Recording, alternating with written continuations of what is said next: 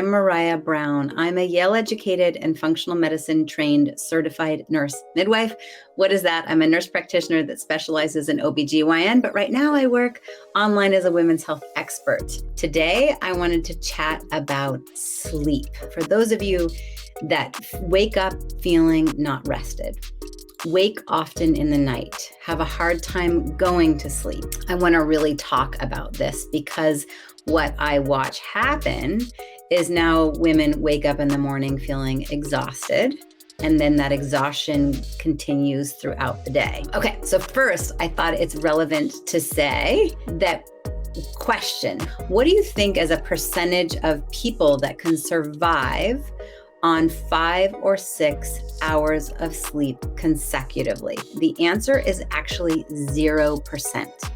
0%. If you think that 5 to 6 hours of sleep a night over time is sufficient, let me tell you, it's not. Okay, so sleeping less than 7 hours a night not only has been shown to increase rates of obesity, but also increase people's cravings for unhealthy snacks. From a hormonal perspective, there are 2 hormones called leptin and ghrelin.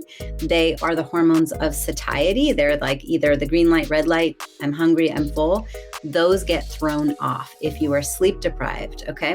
One other thing to bring up in the sleep conversation is something called your sleep chronotype. Your sleep chronotype actually looks at, it's genetic in nature, so you actually have been passed down a specific propensity towards wanting to wake at certain times, wanting to be creative and productive at other times, right?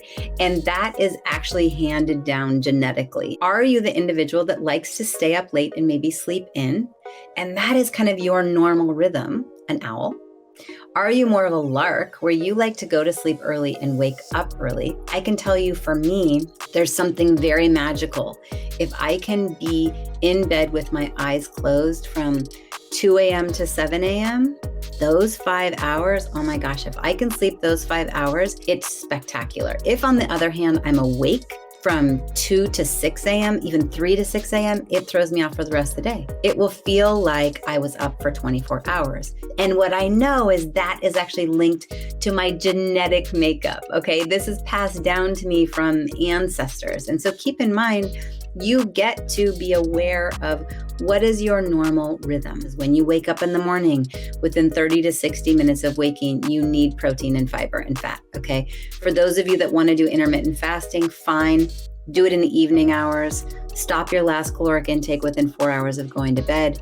Get your full night's sleep, but you need to get food in your body to help your adrenals get the love and care that they need for and set you up for blood sugar management and stabilization throughout the day. From an adrenal perspective, that's also going to support your adrenals. What are your adrenals? They are back here on your back, kind of above your kidneys, and they are your feel safe space. Okay, the adrenals are what kind of house your fight, flight, or freeze response.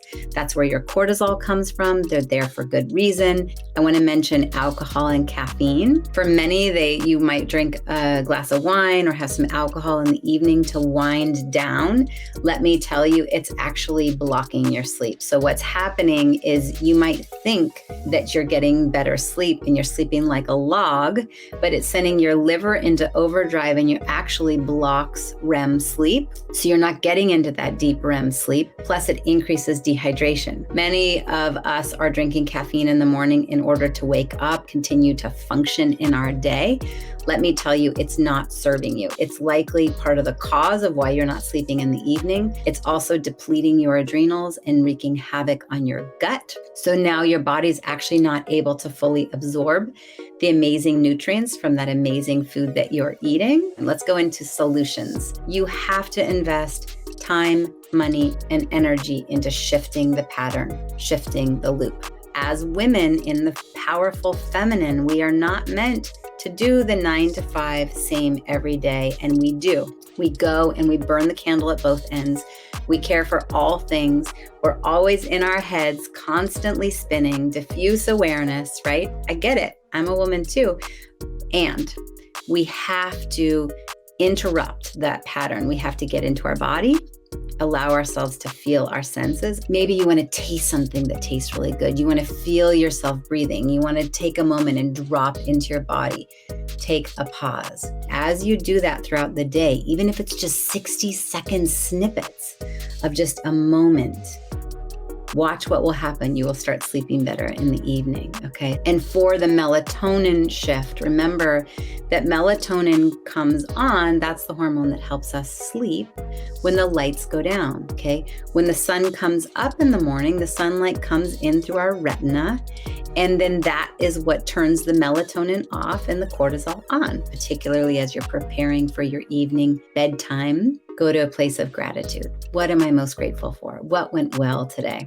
And then the last piece is making sure that you're working with someone that can support you. Okay, maybe for some of you are listening to this, you're like, I've done all that. All right, well, maybe it's time to actually get some accountability. So the way that I come in is with me and my team, we get to support you by looking under the hood from a functional medicine lens, okay? Looking at actual quantifiable testing. What is going on with your hormones? What is going on with your adrenals? Looking at your food diary. How are you eating? How are you thinking throughout the day? Once again, for those that don't know me, it's Maraya Brown, online women's health expert. Thrilled to have you here. Happy to be serving. Cheers to your sleep. Hopefully you learned something new today. I would love to hear from you. Please comment down below, and I look forward to hearing from you. Hope you're well.